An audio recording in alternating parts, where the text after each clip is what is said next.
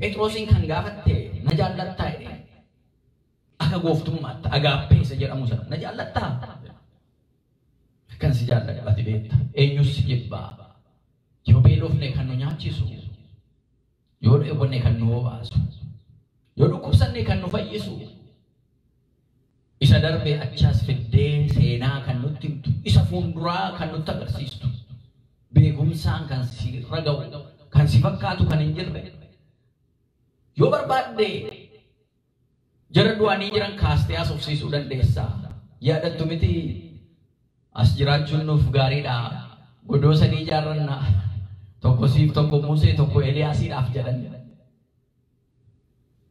gaafa simboo waaqummaa isaa sanaan itti mul'atu maali yaa Waaqayyo as jiraachuun si wajjin jiraachuun gaariidha kan si wajjin jiraachuu fakkaate hin jiru jedhee itti meegatii ture yaa Yesuus kan si hin jaallanne eenyuun hin jaalladhaa yaa Kiristoos kan si hin jaallanne eenyuun hin jaalladhaa jedhe Phexros lammaffoo sadaffoo ala isa gaafatu garuu isa sadaffoo guyyaa jimaataa sana isa gane anni isaatti qorrinaan abidda qaammachuu abidda bira dhaabbachuu dhanna isaa ifachuuf jedhee isanni ganeen sana sammuu isaatti dhufee ofii isaatiin gaddee gooftaan garuu isa dhiisee fi nama baay'ee cubbuu hojjete baay'ee dhiifamaaf akkuma jedhe Luqaas boqonnaa 7 lakkoofsa 42 irratti boqonnaa 7 lakkoofsa 42 irratti namni baay'ee cubbuu isaa dhiifameef baay'ee Waaqayyoon gatii jaallatu sin jaalladha akkan si jaalladhu ati beekta jedhee kana booddeedha imaanaan kan itti kenname kanaan booddee akkasa duraanii miti sin jaalladha jedheeni ture kanaan dura Luqaas 22 lakkoofsa 32 irratti Luqaas 22 lakkoofsa 32 irratti sin jaalladha yoo jarri kaan si ganan illee sin ganu yoo si wajjin hidhamu yookaan du'uu barbaachisa ta'e illee si wajjin hidhama nan du'a jedheeni itti meetu garuu indaanqoon utuun iyyin al sadii isan beeku jedhee gatii isa gane hin beeku jedhee waan isin jettan waa'ee Yesuusii kanaa hin beeku gatii jedheef gaafa indaanqoon iyyitu waan Yesuus Kiristoosiin ittiin jedheen sun sammuu isaatti dhufee yaadatee boo'uu isaatiif gadduu isaatiif Yesuus Kiristoositti imimmaaniin deebi'e namoonni isa gannee jiru isarraa fagaannee jirru imimmaaniin adeebinu yaa Waaqayyo naa dhiisii si dagadheen deemee dhiifama kee naa kenni jennee isatti adeebinu inni nutti deebi'a galanni isaaf haa ta'u nu jaallata nutu yaada keenyaan waanuma beekne fakkaannee yaada adda addaa kaasnee karaa adda addaatiin sababa adda addaatiin irraa fagaanne malee inni nurraan fagaatu galanni isaaf haa ta'u itti adeebinu Phexros boo'eetti deebi'e isa booddee isaan kaaseetu ilmoolee koo naa tiksi hoolota koo naa eegi hoolota koo naa tiksi jedhee amaanaatti kenname jechuudha maatiiwwan Waaqayyo namoota amaanaan itti kennamu ta'uu hin dandeenya Waaqayyoon hin jaallanna Waaqayyoon jaallannee akka abboommii isaatti deemnee kennaa Waaqayyoo eeguu tiksuu hin dandeenya moo afaaniin Waaqayyoon jaallanna lapheen keenya isaa wajjin hin jiru jaalalli isaa nuu galee jaallanna akka qulqulloonni jaalalli isaa jaraaf galee qulqulluun Phexros amma gadi gombifamee fannifamutti qulqulluun Phaawulos morma isaa kennee amma du'utti jarri kaan leencaa amma darbatamanii boolla leencaa keessa galanutti jarri kaan abiddaan amma gubamanutti jaalalli Waaqayyoo jaraa galee Waaqayyoo irraa jaalala isaarraa kan addaan na baasu hin jiru eenyutu jaalala gooftaa koo irraa addaan na baasaa argachuu moo dhabuudha salphachuu moo ulfaachuudha qabeenya moo dhabuudha barachuu moo wallaaluudha qilleensa moo rooba quufa moo beeluudha eenyu eenyu jaalala Kiristoos irraa jaalala Waaqayyoo irraa addaan na baasu jedha qulqulluun Phaawulos. Eenyuun nu baasa? Mee of ilaallu. Angoo barbaannee jaalala Waaqayyoo dhiisnaa. Qarshii ganzaba barbaannee jaalala Waaqayyoo dhiisnaa. Asii achi raafamuu ummata asii achi raafamuu baay'eedhaan nuuf dhabaa argineetu jaalala Waaqayyoo dhiisnaa. Maaltu jaalala Waaqa keenyarra addaan nu baasa? Amanamnee argamuu barbaachisa. Yeroo amanamnee argamnu Waaqayyoo imaanaa oolota isaarratti nutti kenna. Waaqayyoo mana isaarratti amaanaa nutti kenna. Adaraa isaa nutti kenna ta'a. Adaraa isaa sana fudhachuudhaaf garuu jaallachuu jaalala keenya laphee keenya irratti isaaf ibsuun barbaachisa. Isa argamee wajjin raafamuun, isa dhufuu wajjin raafamuun jaalala keenya nu jalaa bu'uura isaa raasa. Isa deemuu wajjin deemanii, isa dhufuu wajjin fudhatanii asii achi jedhanii wajjin deemu. Iddoo tokko cimanii dhaabbachuu nama barbaachisa. Kan irratti cimuu qabnu immoo jaalala Waaqayyoo irratti. Agaappee jaalala Waaqayyoodhaaf qabnu irratti cimnee yoo dhaabbanne jaalala maatii keenyaa qabnu nagaanoo ta'a. Jaalalli hiriyoota keenyaaf qabnu nagaanoo ta'a.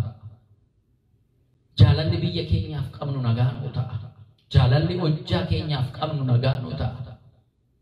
Of hin barra eenyummaa keenyaaf hin jaallannee of qabnee adda of baafannee yaa Waaqayyo galata kee jennee isa of qabnee kana deebisnee namoota jaallanneef of kennina jechuudha. Kaayyoo ittiin uumamne kan eeguu dandeenyu yoo kana taasisneedha. Kana ta'uudha baannaan garuu imaanaan nutti kennamuudhaaf jaalalli Waaqayyoo laphee keenya keessa jira. Inni amaanaa namoonni baay'een hin dhamu. Waaqayyoo barbaachuu hin dhamu. Maal na dhaga'uu didee Waaqayyo eessa jira Waaqayyo? Sammuun jaraa boqota dhawweeni takka achi deemanii takka as dhufanii qaama isaaniif hafuura isaanii kan dhamaasan baay'ee jiru. Tasgabbaa'uun Waaqayyoon argachuudhaaf tarkaanfii isa duraati. Yaa Waaqayyoo ati natti haasa'e jedhanii hafuura Waaqayyoo wajjin ta'uudhaaf kitaabota qulqulluu wajjin ta'uun barbaachisaadha. Seenaa qulqullootaa dhaga'uun barbaachisaadha. Gochaa Yesuus Kiristoosiin tokko lama jedhanii duukaa deemanii baruun barbaachisaadha. Al tokko tokko beekumsa keenyaan wangeela barachuu barbaadna.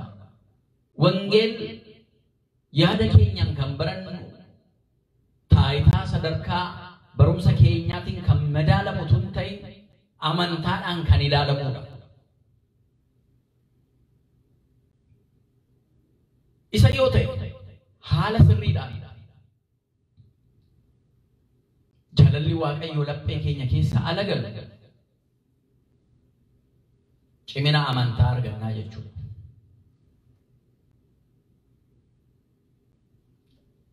Phexros inni duraa hin beekuun jedhee shakkee isarraa addaan ba'e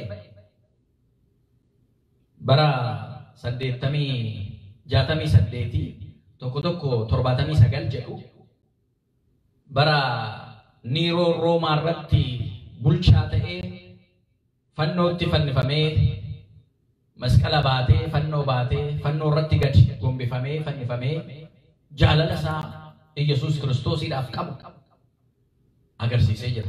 Nu yoo jaalala keenya maaliin agarsiisa? Haala kamiitiin agarsiisa? Ganama rafiitii keenya dhiisnee dhaabbannee yaa Waaqayyo galata kee jechuuf yeroo qabnaa hin agarsiisnaa kadhannaadha. Maqaa isaatiif galata galchuudhaan hin faarfannaa. Hojii isaa waan inni hojjete wangeela bannee dubbisnee hin barannaa. wanni eeyyamu waan gaarii ofii keenyaaf ummata keenyaaf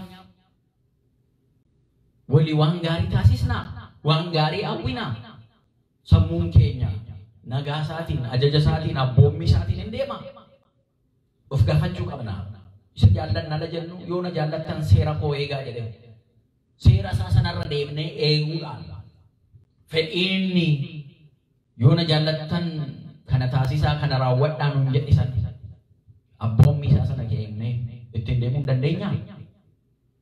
Isaayyaas boqonnaa 40 lakkoofsa 11 irratti inni hoolota isaa inni tiksaa jara dadhabanis wal kaasee baata jedhee tiksaa hoolota isaa akka ta'e kan raajichi duraan dursee ana wutu abaagaa ani balbala kan hoolonni koo ittiin galan kan ittiin ba'anii lafa gaarii ittiin oolan balballi hoolota kootii ana kan jedhe Yesuus Kiristoos. Kara kootiin galtanii kara kootiin boqonnaa argattu anaan yoo ilma jettan malee abbaa kootiin abbaa jechuu hin dandeessanu hafuura qulqulluu koo baruu hin dandeessanu balballi anaan jireenya argattu anatti yoo amantan ilma jettanii yoo natti amantan abbaa kootiin illee abbaa jettanii isa waamtu. Anaan ilmatu jettanii natti hin amanin abbaa kootiin abbaa jechuu hin dandeessanu. Abbaan ilma malee miti. Kanaaf ana balbala karaa kootiin yoo galuu dhabaattan karaa biraatiin yoo galtanii hattuudha, saamtuudha, balleessituudha isiniin jedha nuun jedha. Kanaaf balbala oolaasaa karaa balbala isa dhugaatiin karaa Yesuus Kiristoosiitiin si gooftaan keenya si fayyisaan keenya si du'arraa kan nu hambisee si kan nu fannifame abbaarraa kan dhalate durbee maaramiirraa durbummaa seen kan deesse kan nu dhalatte nama yommuu taatu tasa nama taatee tasa waaqayyoo kan taate kan si fakkaate kan hin jirre balballi dhugaasii siin jireenya bara baraatti galle siin jireenya bara baraatti galle yaa waaqayyoo galatoomi jennee isa barree abbaa isaa hafuura qulqulluu kan barru yoo balbala dhugaa kanaan dhufneedha jechuudha. Iccitiin isaa kana namoonni kaan gatii jaraan galleef balbala la jedhamu isaan galanii iddoo biraa waan deeman se'u. Itti ka'uun ittiin kan geenyus jalqabni keenyas dhumni keenyas isuma. Waaqummaa isaatti nu araarse jedha. Waaqummaa isaatti nu araarsu abbaa isaatti hafuura qulqulluutti nu fiduusaa du'aa keessaa hidhaa seexanaa keessaa nu baasuusaa argina.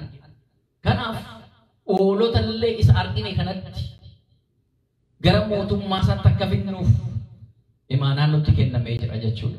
Kan ammoo walii ummata badee jiru ummata addunyaa irratti badee jiru afaan inni danda'uun dhaga'uu danda'u hundumaatti himnee mootummaa waaqayyoodhaaf hoolota isaaf eeguu tiksuu ilmoo isaa tiksuu nu barbaachisa jechuudha hundumti keenya. Kana yoo ta'e kennaan keenya guddaadha. Phexros ergaa Phexros tokkoffaa lakkoofsa 5 amma 12tti waa'ee dhuma kanaa irratti argina. Akkasumas Filiphisiyoos boqonnaa 1 lakkoofsa 20 irratti akka jireenyaan si galateeffadhee utuu lubbuudhaan jiru si galateeffadhee ati narratti ulfaatee kabajoomtee jiraatte akkasuma foon koo irratti yoon du'e illee kabajamtee jiraattaa ansirra addaan hin ba'u jechuu nu barbaachisa. Yoon jiraadhes kan keeti yoon lubbuudhaan illee boqodhee foon koo irratti illee situ galateeffatama jechuu amantaa keenya cimsuu nu barbaachisa jechuudha. Waliigala eenyummaan keenya waaqa keenya dura fuuldura isaa kaa'uu nu barbaachisa. Lapheen keenya iddoo biraa afaan keenya iddoo biraa ta'uu barbaachisu jechuudha. amanamummaa jechuun kana waaqayyoon jaallachuu jechuun kana.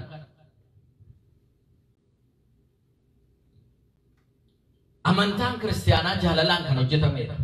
Kan jalqabamus kan raawwatamus jaalalaan. Namni jaalalaan qabaanne amantaa kiristaanaa keessatti Kiristoosin jaalladha jechuu hin danda'u. Hin cima. Maaliif ija keetiin kan argitu obboleessa kee kan hin jaallanne akkamitti ija keetiin kan hin argine waaqayyoon nan jaalladha jettaa hin sobdaa nuun jedha. Kanaaf jaalalli amantaa ortodoksii keessatti bu'uura cimaa giddu galeessaati. Maaliif waaqni nu jaallannu waaqa jaalalaa gati ta'eef. Waaqa jaalalaati. Eessaa barannaa yoo jenne hojii isaarraa barannaa. Ilma isaa tokkichaa gatii nu jaallateef amma nuu kennutti kan ga'e jaalala isaa kan ittiin argina. Ilmi isaa immoo dhufee aniif abbaan koo tokko akka taane akka wal jaallannu walii gallu. Yaa abbaa koo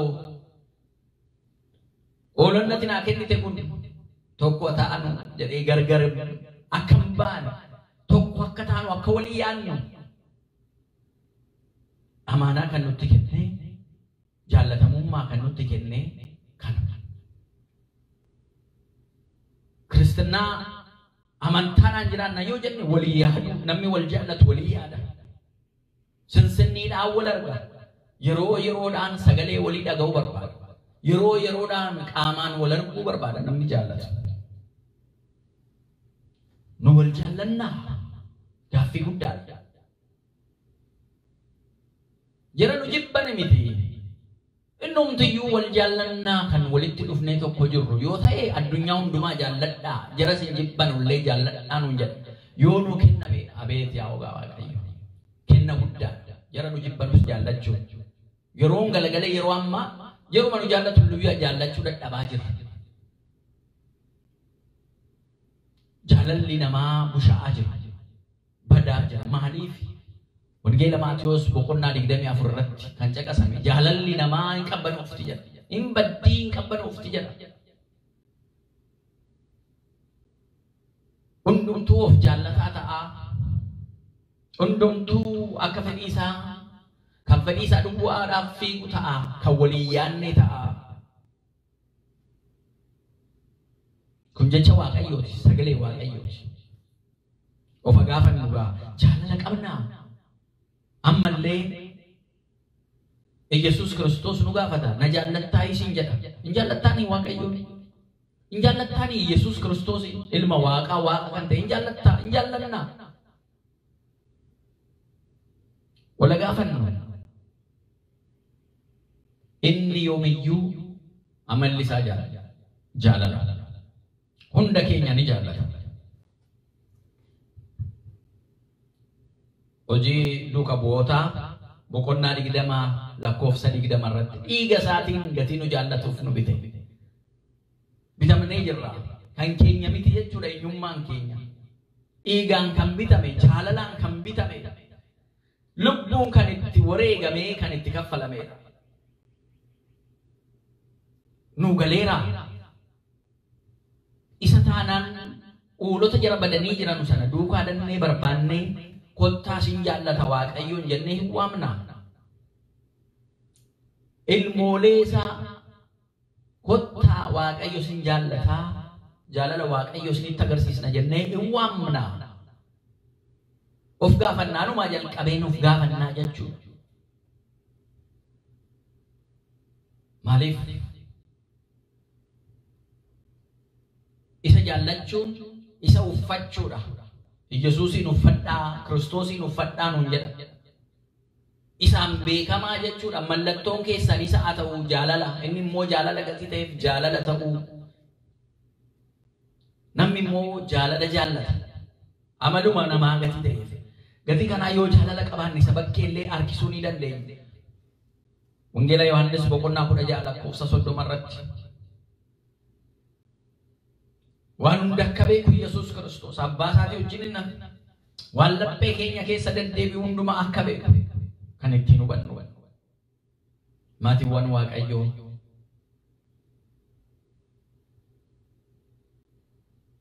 utuu gaaffii Phexrosiin gaafatame kana nu gaafate deebiin keenya maal ta'a?